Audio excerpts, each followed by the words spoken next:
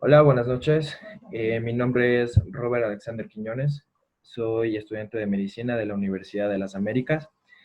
Y bueno, hoy estamos con el doctor Fernando Tufiño y él actualmente está trabajando en el Hospital San Francisco EIES y es cirujano general en el mismo. ¿Cómo estás, Doc? Te damos la bienvenida y vamos a empezar la entrevista. Hola Robert, ¿cómo vas? Cuéntame, ¿en qué te puedo ayudar? Todo bien. Bueno, quisiera empezar una introducción cortita sobre lo que estamos pasando ahora actualmente sobre la pandemia del coronavirus. No sé qué podrías tú decir al respecto. Bueno, en cuanto a la epidemia o esta pandemia del coronavirus, es una enfermedad que realmente ha trastornado la vida de todo el mundo. Y creo que los sistemas de salud a nivel del mundo se han visto frágiles y vulnerables, pues nadie esperó un embate tan abrumador de este tipo de enfermedad que colapse los sistemas de salud y en este momento en varios lugares, la falta de respuesta adecuada por parte de los sistemas de salud han generado una alta tasa de mortalidad y por eso también muchos pacientes que no tienen oportunidad de poder ingresar a una terapia intensiva hace que su mortalidad o su muerte se aumente, ¿no?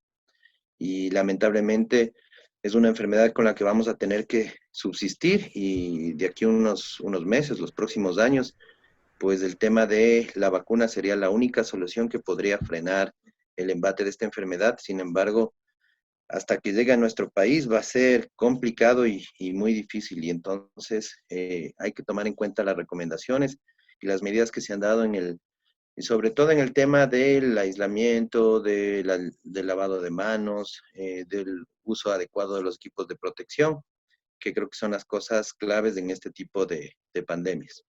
Listo, muchas gracias. Bueno, ahorita ya vamos a empezar con el tema de antropología. Y bueno, muchas veces desconocemos la importancia y la relación directa que tiene una buena nutrición para prevenir acontecimientos quirúrgicos y también para que haya una evolución satisfactoria postoperatoria. Quisiera saber cuáles son las enfermedades o diagnósticos relacionados directamente con tu especialidad. Bueno, yo soy cirujano general. Mi punto o trabajo principal lo hago con mi práctica quirúrgica, la desarrollo básicamente en el Hospital San Francisco, que es de la red del IES. Bueno, como cirujano general, las patologías principales que se manejan, sobre todo son la patología gastrointestinal, a la cabeza las enfermedades de la vesícula biliar, enfermedades relacionadas con procesos inflamatorios de nivel del apéndice y enfermedades también relacionadas con defectos herniarios de la pared abdominal. Esas son básicamente las principales enfermedades que uno maneja con mayor prevalencia o como enfermedades que se manejan con más o que requieren enfoques quirúrgicos más prevalentes en nuestra unidad. Listo. Es importante que una persona cuide su alimentación previa a una cirugía, qué sé yo, que fuese de una hernia o quirúrgicamente hablando.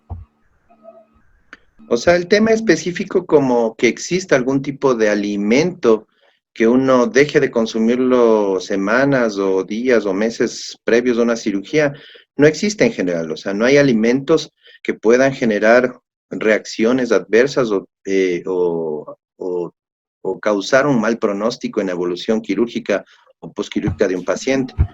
El tema más bien va desarrollado en un tema de mala alimentación crónica que lleva a una obesidad al paciente. Entonces, un paciente obeso es un paciente que tiene una morbimortalidad, es decir, tiene mayor riesgo de complicaciones, mayor probabilidad de muerte durante un procedimiento en el transoperatorio, incluso en la recuperación del mismo. Asimismo, yéndonos al lado contrario, el tema de la desnutrición. Si un paciente está malnutrido, no está adecuadamente o nutricionalmente no está bien no está adecuadamente su organismo nutrido, hace que obviamente también presente o pueda presentar complicaciones importantes durante el transoperatorio y en el postoperatorio, por el tema de de cicatrización o de recuperación de los tejidos que han sido lesionados durante el acto quirúrgico. Esos básicamente serían, es decir, no hay alimentos que puedas decir, no, no coma esto, no coma este otro, no. Más bien el tema va por estados nutricionales que agravan o llevan al paciente a una obesidad o a una desnutrición. Más bien esos serían los dos factores que sí tendrían relación directa con los resultados quirúrgicos de un paciente. Listo. Entonces podríamos decir que los alimentos influyen ya sea positivamente o negativamente sobre un paciente operado. Claro, pero los alimentos en el tema de si eres obeso o eres desnutrido. Más bien, si tienes una mala alimentación que te lleva a una desnutrición o te lleva a una obesidad. Pero como tal un alimento, decir, no, no consuma grasas, o no coma proteínas, o no coma, ensaladas o verduras, eso no está directamente relacionado. Más bien es el tema al que te conlleva el que tengas una desnutrición o un sobrepeso por una mala alimentación. Eso sería más bien, más que como tal un alimento en específico. Listo. Entonces, ¿cuáles serían las recomendaciones a seguir a un paciente postquirúrgico que ya ha sido operado de alguna cirugía?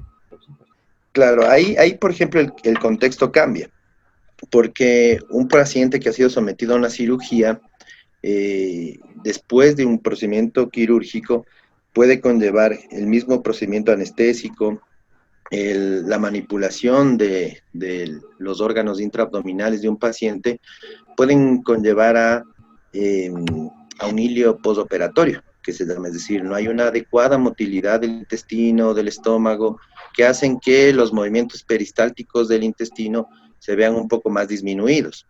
Se genera un proceso inflamatorio, una reacción inflamatoria en los órganos intraabdominales, que hacen que luego de un posoperatorio, por ejemplo, ahí sí, el darle de comer a un paciente grasas, alimentos ricos en grasas, por ejemplo, los lácteos o granos secos, ese tipo de cosas, eso sí puede generar malestares y molestias al paciente, es decir, como son alimentos un poco de una difícil absorción o son alimentos que requieren procesos metabólicos que se producen a nivel intestinal, más trabajados, hace que el paciente pueda distenderse, llenarse de gases, y eso crea un disconfort al paciente. Entonces, ahí es distinto. Por ejemplo, un paciente postquirúrgico, generalmente uno le da una dieta más ligera, más liviana, libre de grasas, libre de lácteos o libres de granos secos, que son alimentos más pesados para la absorción.